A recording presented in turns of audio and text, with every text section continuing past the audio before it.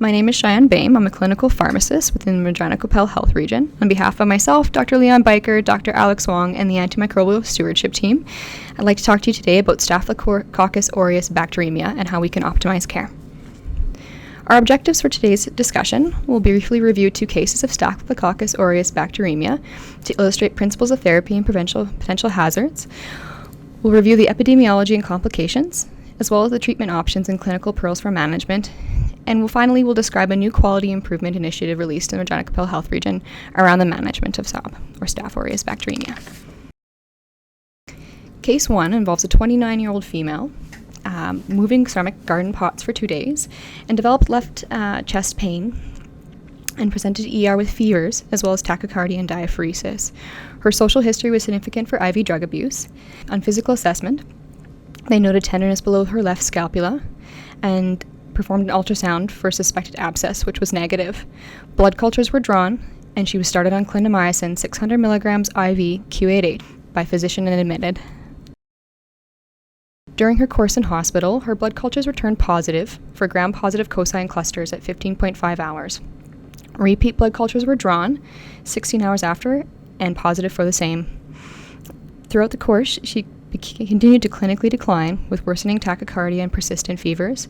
And by day 3, her blood cultures from day 1 of admission returned with methicillin-resistant Staphylococcus aureus, resistant to clindamycin, sensitive to vancomycin, and subsequently the antibiotics were changed to Vanco. But by day 4, she was found dead. An autopsy was ordered, but not performed. Case 2 involves a 44-year-old male with a long-standing history of chronic back pain, as well as progressive falls, who was admitted to ER with fevers and a query of cellulitis on assessment. His history was significant for diabetes, previous cerebrovascular events, an MI, and IV drug abuse. His admission blood cultures were drawn, and he was started on vancomycin therapy. By second day of admission, his blood cultures were positive for gram-positive foci and clusters. And by day 3, the cultures had returned methicillin-sensitive Staphylococcus aureus. He was switched to cefazolin 2 grams IV Q8, and an echo ruled out endocarditis. During the course of this patient's stay, he continued to develop progressive quadriplegia, and an MRI was ordered, which determined remarkable contiguous epidural abscesses from C1 through L5, multiple paraspinal collections, as well as joint destruction, and the patient was rushed to the OR for urgent decompression with multiple interventions, and ID was consulted. Following this, he had ongoing quadriplegia, but was still improving and was transferred to Wascana for slow rehabilitation. Finally, by day 76, this patient was able to ambulate on their own and had some improved mobility, and the MRI showed near completion of resolution of this infection, and he was discharged from care.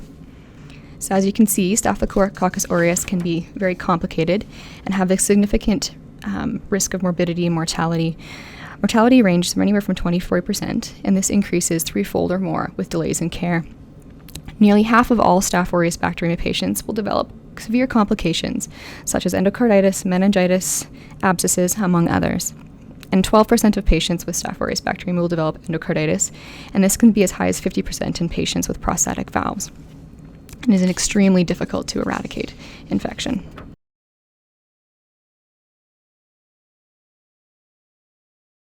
So Staph aureus bacteremia is actually the leading cause of healthcare and community-acquired bacteremia. And in our region, Regina Coppell Health Region, it accounts for 16% of all positive blood cultures annually. Given its frequency and complicated nature, this does translate into significant costs and impacts to the healthcare system, including increased length of stay, repeat admissions due to persistent bacteremia or treatment failures, as well as surgical interventions such as valve or hardware removal and surgical time. Infectious disease consultation has been shown to positively impact Staph aureus bacteremia morbidity and mortality, with up to 50% reduction in 1-year mortality. It has also been found to produce more follow-up blood cultures, appropriate antibiotic selection, and earlier discharge from hospital. Bedside consultation has a lower mortality, reduced ICU admissions, and better identification of infective foci versus telephone consultation. So infectious disease consultation has a significant impact on this disease state. The strongest predictor of complicated Staph aureus bacteremia is positive follow-up cultures at 48 hours. Thus, our recommendations are to do 2 sets from different peripheral draws every 48 hours until the blood cultures are confirmed negative. An important piece to note is to avoid placing new lines, such as central venous lines or PICC lines, until the bacteremia has cleared. The IDSA guidelines say that all Staph aureus bacteremia patients should undergo an echocardiogram. This is especially important for high-risk patients, such as those with cardiac prosthetics, absence of removable sources, IV drug abusers, and persistent Staph aureus bacteremia despite antibiotics, or patients with HIV, among others. It is paramount in the management of SAB to identify a source for every patient and obtain source control. This may mean assessing patients for removal of infected lines, hardware, etc. Imaging should also be tailored to the findings on history and physical examination to ensure that source control is identified. Empiric therapy for SAB should include an anti-staphylococcal beta-lactam, such as cefazolin or cloxacillin, with the possible addition of vancomycin. The optimal approach to empiric therapy in the setting of SAB prior to the availability of culture and susceptibility data is uncertain, but overall, it should consist of an anti-staphylococcal beta-lactam, cefazolin or cloxacillin, with the possible addition of vancomycin. We know that in high-risk patients, such as those with severe sepsis, probable endocarditis, or the presence of a prosthetic or intravascular device, may benefit from combination therapy. As well, there is some evidence suggesting that vancomycin monotherapy, de-escalating to a beta-lactam, may worsen outcomes in these patients. In terms of directed therapy, for methicillin-sensitive Staph aureus, generally cloxacillin 2 grams IVQ4 or cefazolin 2 grams IVQ8 are appropriate choices. When cultures are available for directed therapy, methicillin-sensitive Staph aureus should be treated with a beta-lactam agent, either cloxacillin or cefazolin, as there is minimal comparative evidence between the two for superiority or mortality. Clindamycin, however, is a poor choice for methicillin-sensitive Staph aureus, as it only has 83% susceptibility in RQHR and can develop resistance with use. For MRSA, vancomycin is a drug of choice. Daptomycin has also been used for uncomplicated right-sided infective endocarditis. However, to note, it is inactivated by lung surfactant, so it is not a good option for septic emboli to the lung. As well, within the Regina-Coppell Health region, it's non-formulary, which may provide another barrier. But it can be used for patients who fail on vancomycin therapy or have persistent bacteremia. To note, patients with persistent bacteremia require significant investigations and source control review and should ideally be followed under the guidance of an infectious disease specialist. The duration of therapy can range anywhere from 2 weeks up to 6 weeks or longer, depending on the indication. Important to note, for patients with penicillin allergies, the cross-reactivity between penicillins and first-generation cephalosporins is extremely low. Anti-staphylococcal beta-lactams, such as cefazolin and cloxacillin, are superior to vancomycin for the treatment of methicillin-sensitive Staph aureus bacteremia.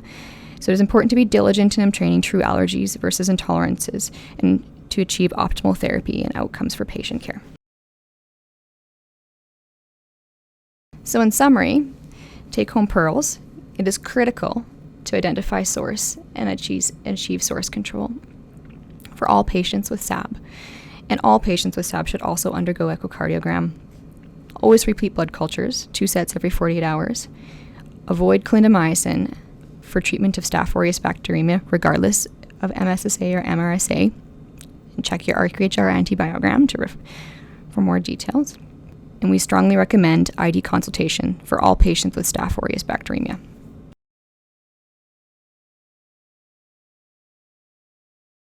When we look at quality improvement initiatives, there is now a treatment of Staphylococcus Aureus Bacteremia, or SAB, PPO, available through the internet. This PPO is only to be used in adult population, but it does summarize all the information discussed here, as well as providing recommendations for blood cultures, some guidance on echocardiogram selection, and the section for ID consultation, which we strongly recommend.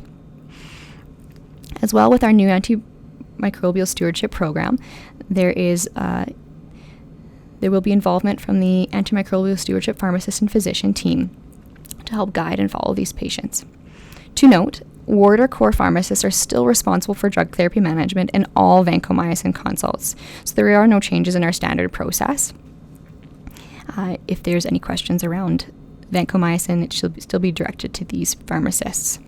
This PPO also includes medications for empiric therapy, as well as a suggested step-down therapy plan, and some guidance on penicillin and cephalosporin allergy examples, which appears in the appendix, which is page 2.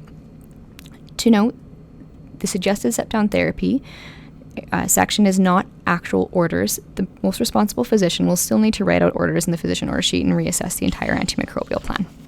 And as in the appendix as well, which again has suggestions for allergy assessment and tools for risk stratification.